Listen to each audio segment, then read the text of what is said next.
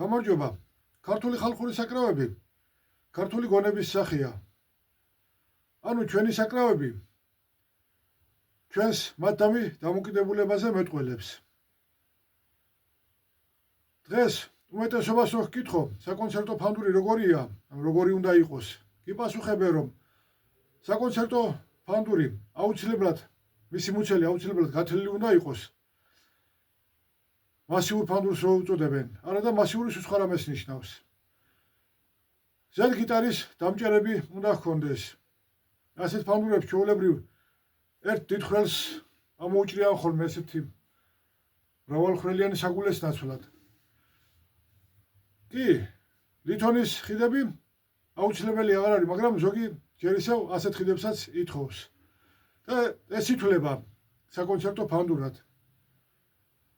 არადა დღევანდელი ამ საკონცერტო ფანდურების უმეტესობა ყველაზე უხარისხო გიტარას და ვიოლინოს, მაგალითად რომ შევადაროთ, სირცხვილია უბრალოდ.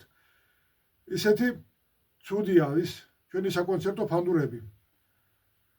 ვინმეს თუ გაეცინა ფანდური გიტარას და ვიოლინოს შეადარაო, ჯერ იმას ვიტყვი, რომ ფანდური რაღაც საკითხებში გიტარასაც ჯობს და ვიოლინოსაც. მაგალითად, ფანდურს წვრილი ყელი აქვს და ადვილად უკრავთ მარცხენა ხელს აკორდების ხელით, ხომ? ბუნებრივად გვიჭირავს ცერი მესამე სიმზედებს, დანარჩენი 4 თითი კი პირველ მეორე სიმზე უკრავს. გიტარას ფართო ყელი აქვს და ცერი უკნა ყელზე ედება, დანარჩენი 4 თითით უკრავთ. ვიოლინოზე სამხმოვანებას ვერ დაუკრავთ. ფანდური ჰარმონიული საკრავიც არის და მელოდიურიც. შეგვიძლია სამხმაში ვამღეროთ ფანდური. რა თქმა უნდა, მე არც გიტარას ვაკნინებ, არც ვიოლინოს. მაგრამ ეგ იმას ანიშნავს, რომ ფანდურის გაუმჯობესება თუ გვინდა, მაგალითად გიტარას უნდა მივამსგავსოთ. არა, ფანდური ფანდურად უნდა დარჩეს. და მეორე, ვისაც გონია, რომ ფანდური გიტარას ან ვიოლინოს ვერასოდეს გაუტოლდება, ის მკვდარი თევზივით დინებას მიყვება და რაც აქვს, იმით კმაყოფილდება. არც ცდილობს ფანდური გააუმჯობესოს. მე ზურაბ ღამბაშიძე ვარ, ქართულ ხალხურ საკრავებს ვამზადებ და ვცდილობ ფანდური ისე დავხვეწო, რომ ნებისმიერი ერის ეროვნულ საკრავს ღირსეულად ამოუყენო გვერდით.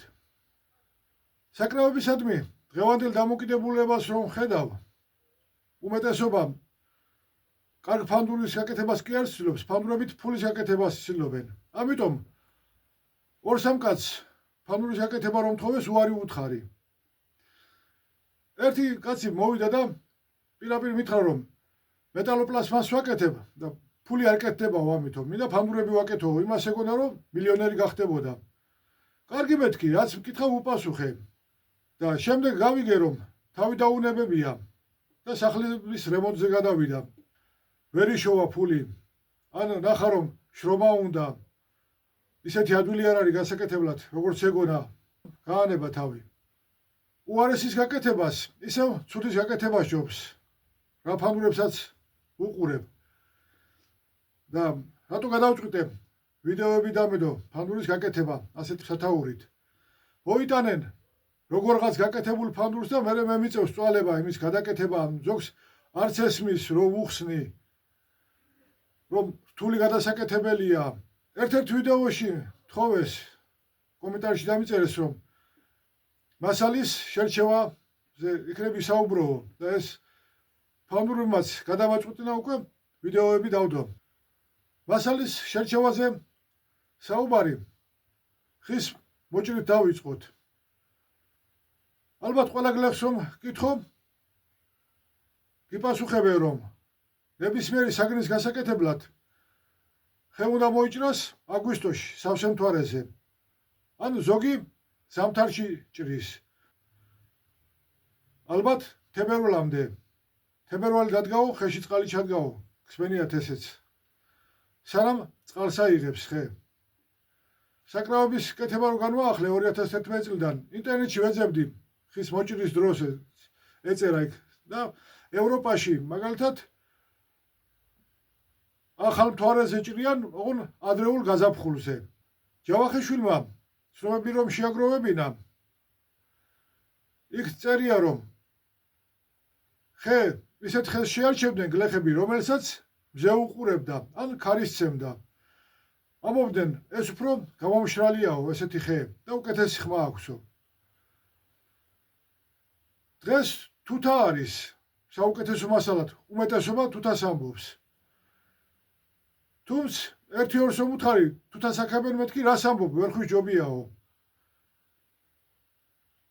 გონებ ის რომ ზოგადად თუთის ფანდური კეთდება ისტორიულ წყაროებზე დაკვირვებით და გააზრებით, გონია რომ ფანდურს რომ თუთისგან აკეთებენ და ჩონგურსაც ეს მომხდურთა საკრავის გავლენაა.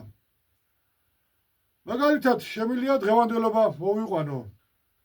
დღევანდელ ხალხურ საკრავთა ანსამბლებს გინ ორკესტრებს რო დააკვირდეთ, არის მაგალითად 10 ფანდური, ბანი, იქ შეიძლება ჩონგურიც იყოს, სალამურები და ზოგს 1, 2, ზოგს კი ამაყაც 3 ბიჭი უზის წინ, ან გოგოც ამიშლობა აქვს ხომ და ტამტამზე უკრავენ. ტამტამი ვიცით რომ შემოტანილი საკრავია, მაგრამ დღეს ხელმძღვანელები ერთმანეთს ეჯიბრებიან ტამტამის დაკვრაში. ბევრს ეწყინება ეს სიმართლე, მაგრამ სიმართლეა. არ არის ქართული საკრავი, მაგრამ ქართულ საკრავთა ანსამბლში ტამტამიც, ბონგოც, კახონიც დიდი სიამაყით აქვთ ჩართული. ეს ქართული საკრავების შეურაცხყოფაც არის. ანუ ჩვენ ამით ვამბობთ რომ ქართულ საკრავებს ისეთი ჟღერადობის მიცემა არ შეუძლია რომ ჩვენი მუსიკალური მოთხოვნილებები დააკმაყოფილოს და ამიტომ გავამდიდრეთ, ხო, ბჭყალებში ჩავსვათ სიტყვა, გავამდიდრეთ ქართული საკრავები ამ უცხო საკრავებით. მაგრამ ისევ საკითხს დავუბრუნდეთ. ჯავახიშვილის წიგნიდან ამოწერე ის მასალა, როდესაც ფანდურს აკეთებდნენ. ფანდურისთვის დგნალი, იფანი, ღვია, ფურცელი, იგივე თუთა, ცაცხვი, ვერხვი, ბალი, მურყანი დასავლეთ საქართველოში თხმელას უწოდებენ.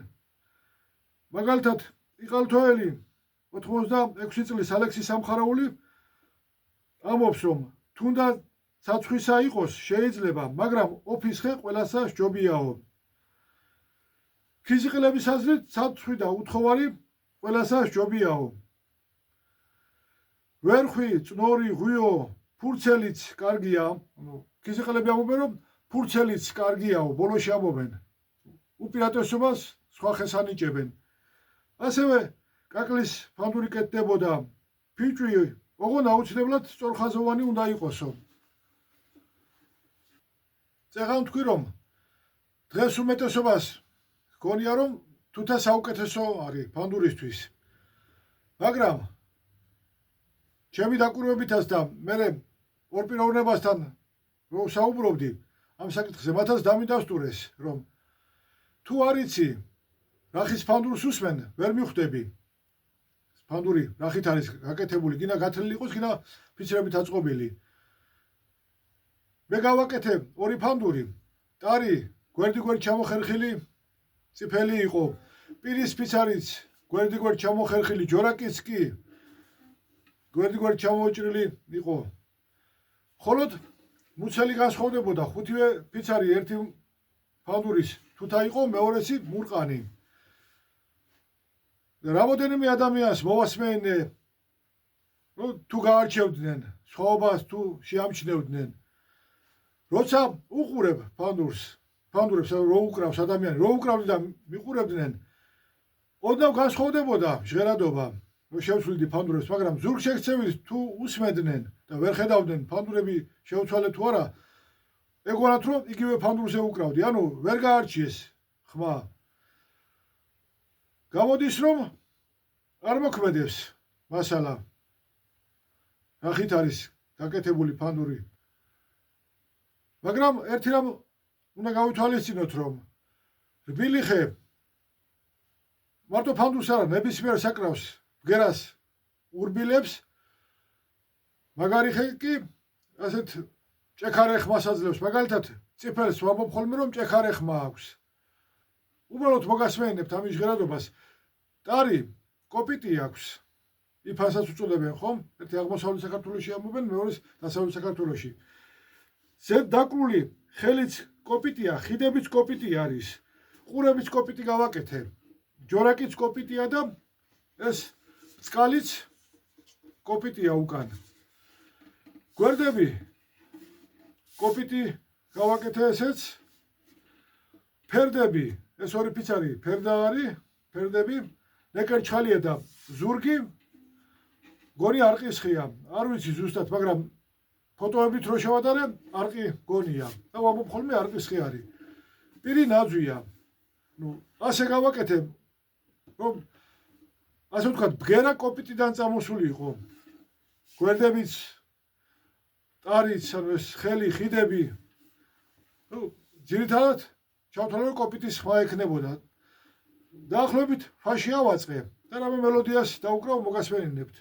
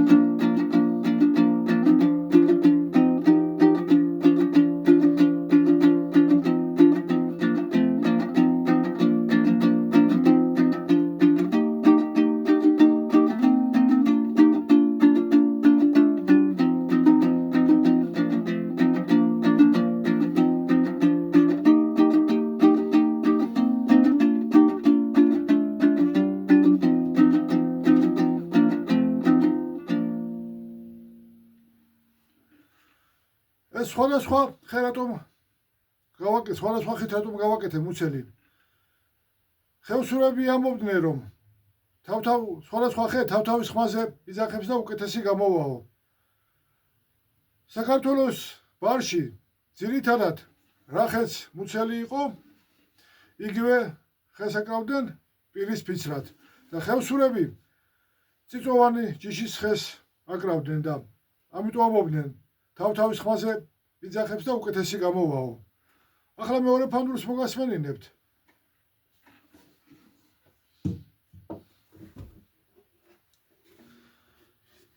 მოდი ჯერ დაუკრავ და მერე გეტყვით. კი, რა თქმა უნდა, სხვადასხვა ხმა ექნება. მუცელი დიდია, მჟღერი გრძელი აქვს, სიმებიც სხვა არის. ეს სასწავლო ფანდურია. მოდი, იგივე მელოდიას დაუკრავ.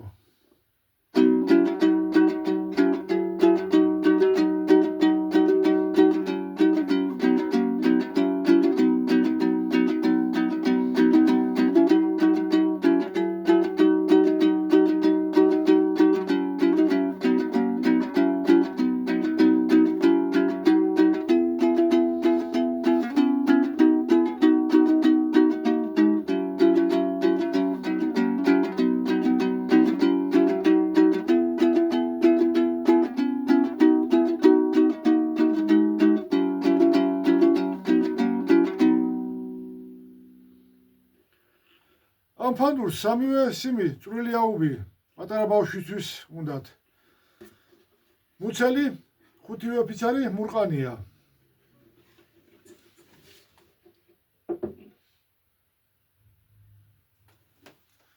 კი ვამბობ ხოლმე, რომ თუ არ იცი რა ხის ფანდურს უსმენ, ვერ მიხვდები. მაგრამ სრულად საპირისპირო რამესაც ვამტკიცებ, რომ ნებისმიერი ხე მოქმედებს საკრავის ჟღერადობაზე. მინდა რომ ტარი, პირის ფიცარი, ჯორაკების ერთ და იგივე იყოს გვერდ-გვერდ ჩამოხერხილი, როგორც ის ორი ფანდური გავაკეთე. ხოლო მუცლები სხვადასხვა ხის გავაკეთო. ხუთივე ფიცარი მაგალითად თუთა, იგივე კოპიტი, ნეკერჩხალი, მურყანი, კაკალი, მაჰაგონიც მაქვს ერთი ფანდური გამოვა. და კიდევ სხვა მასალით, რომ მაინც ნიმუშად მქონდეს. როგორ განსხვავდება ბგერები, თუ განსხვავდება, თუ გავარჩევთ. ახლა უშუალოდ საკრავის გაკეთება. ფანდურის გათლა თუ გინდათ მუცლის. ნებისმიერი ხე შეიძლება აიღოთ და გათალოთ. გინდა სწორხაზოვანი იყოს, გინდა არა. ამას არსებითი მნიშვნელობა არა აქვს. ბევრი ფანდური მინახავს, დამსკდარიც კი. ანუ კორძიანი, კორძებიდან დახეთქილი წასული, მაგრამ ამოფითხნილი. მაგრამ ასეთი ფანდურები მაინც ძვირად იყიდება, რადგან წეგანაც გითხარით, რომ თავარია გათლილი იყოს მუცელი. მასიურს რო უწოდებენ. ისევ გავიმეორებ, რომ მასიური სულ სხვა რამეს ნიშნავს. მოკლე ვიდეო კი ჩავწერე ამ საკითხზე. მაგრამ ალბათ სჯობს, რომ უფრო ცლად ვისაუბრო. რატომ სჯობს ფიცრით აწყობილი ფანდური გათლილ ფანდურს. აიღეთ ნებისმიერი ხე, გამოთალეთ. გააკეთეთ ასე ფანდური. რა თქმა უნდა, მე ხარვეზი თუ აქვს, წესით ძვირად არ უნდა იყიდებოდეს. ფიცრით აწყობილი ფანდურისთვისაც ნებისმიერი ხე გამოდგება, მაგრამ აქ უკვე კარგ ფანდურს აუცილებლად სწორხაზოვანი ხე სჭირდება. მაგალითად რომ გაჩვენოთ, ასეთი სწორძარღვიანი ფიცარი უნდა იყოს კარგი ფანდურისთვის, რომ უკეთესად ირხევა. და მოდი მარტივად რო აქვს და მეტი უნარი აქვს. ასეთი ფიცარი იმდენს ვერ მოგცემს, როგორც სწორძარღვიანი ხე. პირობითად თაგრეხილს უწოდებ ხოლმე ასეთ ფიცარს. მაგრამ უფრო მნიშვნელოვანია პირის ფიცარი როგორია. იქაც რა თქმა უნდა სწორძარღვიანი უნდა იყოს ხე. და ჯავში რაღაც ჩამონაჭრელი მაქვს და გაჩვენებთ. აქაც ისეთივე თაგრეხილია. ასეთი ფიცრით გაკეთებული პირი სასწავლო ფანდურისთვის კი ბატონო, კიდე შეიძლება რომ გავაკეთოთ, მაგრამ რაც უფრო უკეთესია ფანდური, ანუ პირობითად საშუალო დონის ფანდურისთვის უკვე ასეთი პირი აღარ შეიძლება, არ გვაძლევს სათანადო ბგერას. უნდა იყოს სწორძარღვიანი. მეორე ამბავი კიდე. თვალი ჭამს და თვალი სვამსო, ალბათ გსმენია თანდაზა. შეიძლება ბგერები ერთნაირი იყოს, მაგრამ ლამაზიც უნდა იყოს, ხომ? ხე. მაგალითად რო გაჩვენოთ ეს ფიცარი, როგორ ლამაზად მიყვება ძალხაზები. კი ეს დასამუშავებელია, მე უკეთესად გამოჩნდება. და მეორე აი ესეთი ფიცარი. ეს ყავისფერი ზოლები, იგივე კოჭის თუ არა ერთი ხიდან ჩამოხერხილი არის, მე მგონი ეს 2-3 კოჭი ვიყიდე ერთად. და იქიდან არის ჩამოხერხილი. ასეთი ყვითელი ყავისფერი ზოლები დაყვება. არ არის იმდენად ლამაზი, ხომ? მარტო ესეც არ არის კიდევ. შეიძლება რომ იყოს წვრილი და ფართე ძალხაზები ეს ძალხაზებს შორის მანძილი. აქ დაახლოებით ერთნაირია. დაახლოებით მილიმეტრია ძალხაზებს შორის მანძილი. არის 2 მილიმეტრი სიგანე, 3 მილიმეტრი, 4 მილიმეტრიანიც. და მონაცვლეობით თუ მიყვება, თქვათ, წვრილი არის ეს ძალხაზები, მე ფართოვდება, მე ესე ვიწროვდება, ესეც არ არის ლამაზი. და საშუალო დონის ფანდურებში შეგვიძლია ასეთი პირი გამოვიყენოთ. და იგივე მუცლის ფიცრებისთვის. რაც უფრო სწორი ხაზია, რაც უფრო თანაბარია ზარღვებს შორის, ძალხაზებს შორის მანძილი, მით უფრო ლამაზია ფიცარი. ან ყოველთვის ესეთი კარგი არ არის, განსაკუთრებით პირის ფიცარი განიერია პირის ფიცარი და თანდათან უნდა იცვლებოდეს სიგანე ძალხაზებს შორის. ფართო და ნელა ვიწროვდებოდეს. და ისე შევარჩიოთ ეს წესით, მაგალითად კლასიკური გიტარა, ვიოლინოც აიღებენ, პირობითად რომ გაჩვენოთ, აიღებენ ხეს პირის ფიცრისთვის, შუაზე გახერხავენ, შემდეგ ასე წიგნივით გადაშლიან და ისე აწებებენ ერთმანეთზე. გადაშლილ წიგნს უწოდებენ ხოლმე, ასე გაკეთებულ პირს. ძირითადად კი ესეა, მაგრამ აკეთებენ 3 ფიცრით, 4 ფიცრით, 5 ფიცრითაც. ერთ ოსტატთან წავიკითხე, რომ ჯობს 2-ზე მეტი ფიცარი იყოს, მაგრამ კარგი მასალა იყოს, ვიდრე 2, ანუ ეს გადაშლილი წიგნი იყოს, მაგრამ არ იყოს სათანადო მასალაო. ასეთი რამეც მსმენია, რატომ ამბობენ, რომ ფიცრით აწყობილი ფანდური არ არის კარგი. ის შეწებებულია, წებო ხმას ახშობს და ასეთ რამეც მსმენია, მაგრამ აი მაგალითად გიტარას დავაკვირდეთ. რო ავიღოთ ფანერის გიტარაზე არ ვლაპარაკო, როცა გვერდები, ძირი და დეკა ფანერა არის. მასიური ხის გიტარა რო ავიღოთ. ჩავთვალოთ, რომ დეკაც და ზოგი უკანა დეკას უწოდებს, ზოგი ძირს. არის გადაშლილი წიგნი. ეს უკვე 4 ნაწილია, ხომ? 2 დეკა, 2 ძირი, ზურგი, ასე შეგვიძლია ვთქვათ. 2 ნაწილი გვერდები, ანუ 6 ფიცრით არის შეკრული. ვიოლინო რო ავიღოთ, 2 ფიცარი ზედაოვალია, 2 ფიცარი ქვედაოვალი, 2 ფიცარი ესები, ანუ შეზნექილი ადგილი, ანუ ეს უკვე 6 მივიღეთ, ხომ? 2 ნაწილი არის დეკა და ზოგი მთლიანს აკეთებს ხოლმე ზურგს, ზოგი იქაც 2 ნაწილს. ანუ 9 ან 10 ნაწილისგან იწყობა ვიოლინოს მუცელი.